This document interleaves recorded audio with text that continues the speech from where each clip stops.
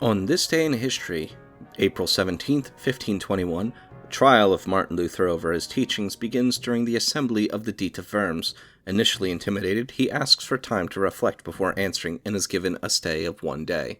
Included in the following is an excerpt from the 1944 edition of the Encyclopedia Britannica going over the history of Worms.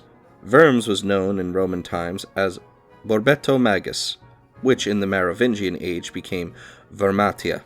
The town had before Caesar's time become the capital of a German tribe, the Vangiones. Drusus is said to have erected a fort here in 14 BC.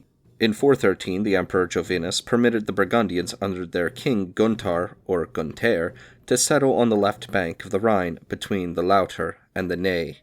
Here they founded a kingdom with Worms as its capital. Adopting Arianism, they came into conflict with the Romans, and under their king, Gundar, or Gundekar, the Gunther of Nibelunglide, rose in 435 against the Roman governor Aetius, who called in the Huns against them. The destruction of Worms and the Burgundian kingdom by the Huns in 436 was the subject of heroic legends afterwards incorporated in the Nibelunglide and the Rosengarten, an epic probably of the late 13th century. Worms was rebuilt by the Merovingians and became an episcopal see, first mentioned in 614. Although a bishop of the Vangiones had attended a council at Cologne as early as 347. There was a royal palace from the 8th century, and in it the Frankish kings, including Charlemagne, occasionally resided. Under the German kings, the power of the bishops of Worms gradually increased. Otto I granted extensive lands to the bishop, and in 979, Bishop Hildebold acquired comital rights in his city. Burchard I, bishop from 1000 to 1025, destroyed the castle of the Franconian house at Worms, built the cathedral, and laid the foundations of the subsequent territorial power of the see. There were frequent struggles between the bishops and the citizens, who espoused the cause of the emperors against the church, and were rewarded by privileges which fostered trade. The city retained its freedom until 1801, in spite of the bishops, who ruled a small territory south of the city, on both sides of the Rhine, and resided at Ladenburg near Mannheim till 1622. The city of Worms was frequently visited by the imperial court. The Concordat of Worms closed the investiture controversy in 1122.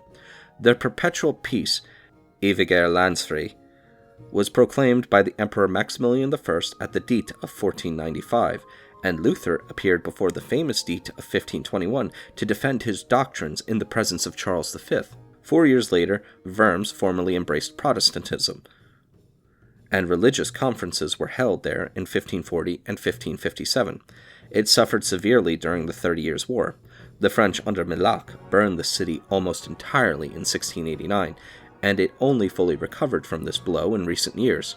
Thus, the population, which in its prosperous days is said to have exceeded 50,000, had sunk in 1815 to 6,250. By the Treaty of Worms in 1743, an offensive alliance was formed between Great Britain, Austria, and Sardinia. The city was annexed to France at a Peace of Luneville in 1801, together with the bishop's territories on the left bank of the Rhine. The remaining episcopal domains were secularized in 1803 and given to Hesse-Darmstadt, which acquired the whole by the Vienna Congress in 1815.